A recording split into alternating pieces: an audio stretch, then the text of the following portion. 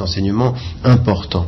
La première des choses, c'est que les musulmans américains au premier chef, après le 11 septembre, mais nous tous en Europe, nous devons absolument délaisser et nous libérer de cette espèce de paralysie des suspects, de paralysie des victimes.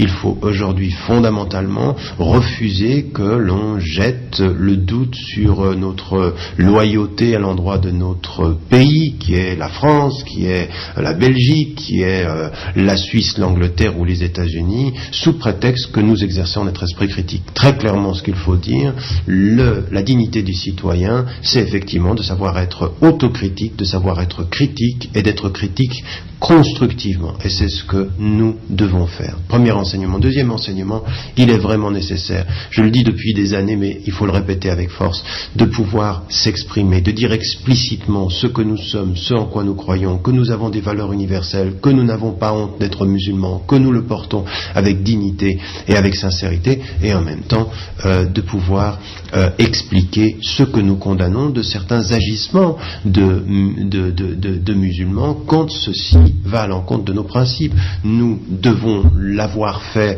pour ce qui concerne les prises d'otages, avec ce qui est en train de se passer pour maintes otages aujourd'hui en Irak, avec ce qui a pu se passer dans des attaques qui sont des attaques contre des innocents, des attaques terroristes. Nous l'avons fait le 11 septembre. Il faut le faire en toutes circonstances, non pas pour s'en défendre, mais pour très clairement expliquer quel est constructivement notre point de vue et notre volonté de promouvoir la liberté, le pluralisme et la démocratie et l'état de droit.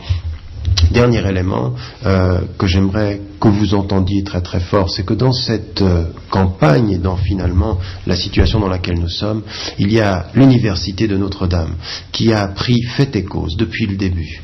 Quand je suis allé là-bas la première fois, je me suis rendu compte que j'avais affaire à des gens de foi, à des gens de principe, et que dès le début je leur ai dit, la seule condition à ma venue ici, c'est que nous puissions vivre dans la confiance mutuelle.